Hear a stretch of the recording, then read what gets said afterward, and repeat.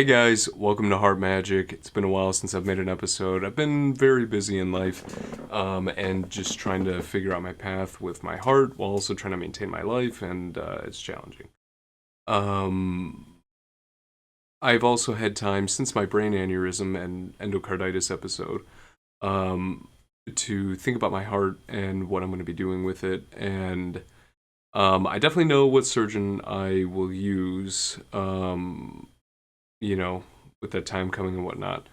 I do feel regurgitation, and I feel my blood pressure constantly being kind of elevated, and I feel like a pulsing throughout my body. That's probably the main um, symptom that I feel, and it's I definitely notice it. Can't be good for my overall body, but at the same time, I'm also eating very well, and keeping it, being very consistent with that. So and trying to get my cardio in and whatnot. Anyway, today I wanted to make an episode about fasting because I have now gone about, it's been 4 days. Tomorrow I'll be going on my fifth day not eating. Drinking water, it's a water fast, not a dry fast. Um, and having coffee here and there, and a little bit of butter here and there when I've been very, very hungry. But overall, I am making a point to definitely embrace the process and try to not eat anything and try to even not drink very much.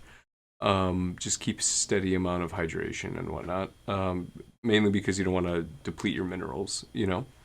So today was kind of tough, but I wanted to talk about this a little bit more now that because I've mentioned it on this channel. People have talked about doing fasts and feeling like their heart and sometimes re-regulates itself and stuff. So uh, I think that with where I'm at, it's possible that fasting will not do enough of what is needed in order to prevent needing heart surgery. I'm definitely there in accepting that, in knowing that I'm probably going to have to go under a major surgery. I found a great surgeon, know the heart valve, all that good stuff. So definitely not I'm to a new level of peace with it.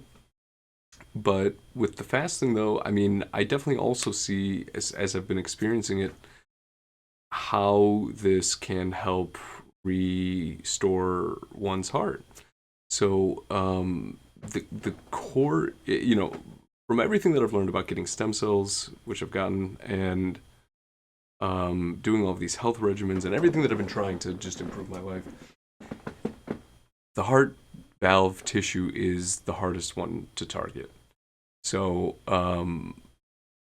now there are, even though it's a big aorta that it's sort of like attached to, there are smaller vessels that go to the aorta. So stem cells theoretically can get there. However, they definitely can't penetrate through the larger vascular system. They would have to go through that sort of backdoor way to get into the heart. And I have to say, again, there's not enough people out there writing about these types of things to mention whether or not this is an actual thing that could happen. So that's why I'm doing these experiments. Is there's missing information. I don't want to sit here and get a major heart surgery without having explored all of it. At this point, I'm to the point where I need to release my body's natural stem cells through fasting. And that's what's going to show me whether or not this fasting stuff is going to help. Fasting could help, and it could help in the sense that especially when you dry fast, when you fast, your body's repairing proteins. Your body's made of protein. If you're flesh, it's made of protein. So it's constantly replacing that protein as you're eating. When you stop doing that, it takes dead proteins and old proteins and just loose skin and everything and cycles through that and eats that basically, and it sort of restores it. So, whether or not they can apply to the rubbery tissue of a heart valve remains to be seen. It's a very thin piece of skin, and it's the kind of thing where once it's gone, it may be gone, and or damaged, it's damaged.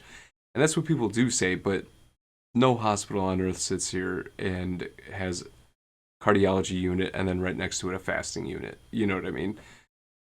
These two worlds do not collide. You know what I mean? They really don't.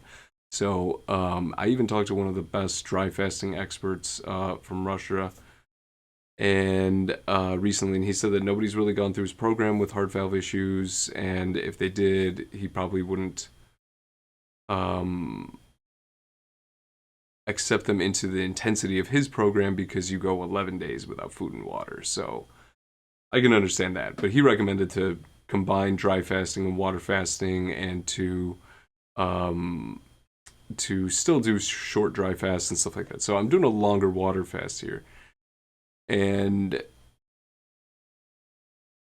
I think it's very possible that this could help that tissue. It could. Um, so we'll see. Maybe it would take more than one water fast. Maybe it would take several longer dry fasts, even just 3 days or something. Um, it's very, very possible. It's possible. Very possible. Because dry fasting has shown many miracles with many big diseases. And so I'm definitely open to the possibilities of it still working. But I have to do it now. Because again, I feel these symptoms. I feel like my body needs a break from having this regurgitation. And hopefully by the other end of the fast, something will have shifted and be on a new plane of energy where I feel better. I feel a calmness within my circulatory system as I meditate and I think about what these sensations are trying to tell me about my current situation. I can definitely say that it's definitely not normal to have this level of blood pressure that I feel on a regular basis. So again, I'm 4 days in. I'm considering going up to 14. We'll see how long I can make it. That's another reason why I'm not being super nitpicky about which type of fast I'm doing right now, is because I want to be comfortable so that I cycle out proteins. And that for me is the big thing, because the heart valve and everything in the heart itself is made of proteins. It needs the proteins cycled out.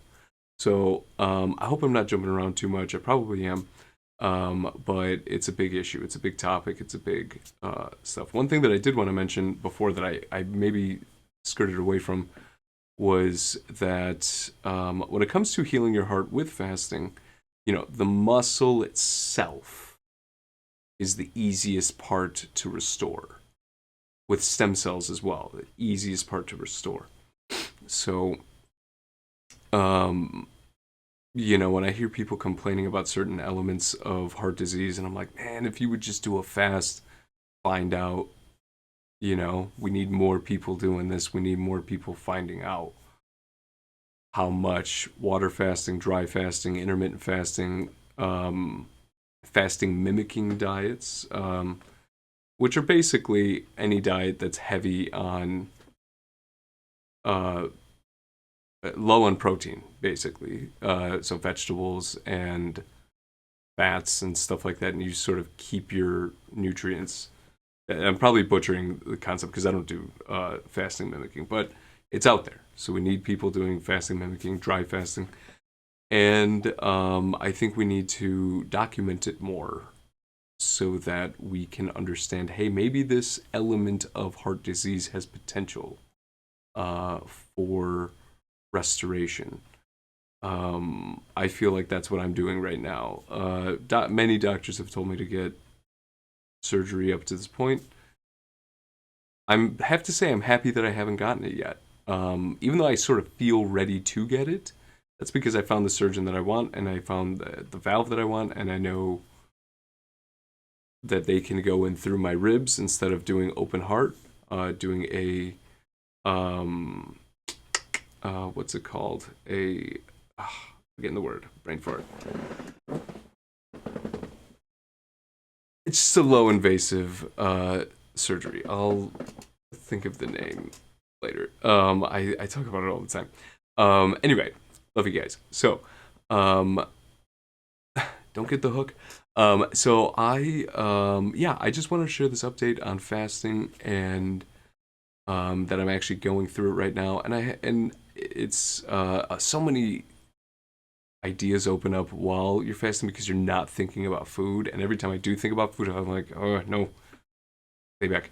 And I feel like I'm getting a better appreciation of the fact that I understand macronutrients, protein, fat, and carbohydrates. So much of this is just so overly mystified through food marketing and through even planetary agriculture type conversations of what we're supposed to be eating. It really is relative to you on your given day, right then and there, what you should be eating. If you understand the ingredients that go into making this body, you can do it. Now, granted, I also will say I understand the positioning of vegans, the positioning of vegetarians, the positionings of pretty much every single diet that's out there. I've studied, I think, all of them. And I have to say, I mean, as long as you understand the mechanism behind protein, the fact that protein is the building blocks and then fats are another building block, but they're also a source of energy, and then carbohydrates really are not a building block of very much.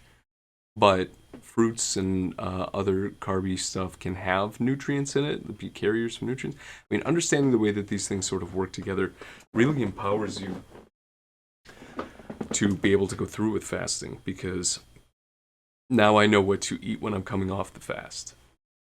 Now I know what to eat when I'm not fasting in order to get maximum nutrition. Very, very helpful stuff.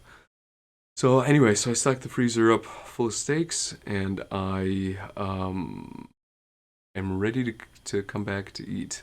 I'm getting hungry right now just thinking about food. But I am determined. I want to get through a significant amount of these days fasting, and I have to say it's getting both easier and harder as I go along. But I'm also slightly cheating through eating those tiny bits of butter here and there, and also through drinking water. I mean, when I'm ready for dry fasting, I will do it. Anyway, and same with you guys. When you're ready to fast and you think it's going to be helpful for your condition, I mean, by all means, go for it. If you do fast for your heart, please leave it in the comments what your results are, what your problem is, what you did for fasting, and what the results are. Thank you guys, and hope you feel better.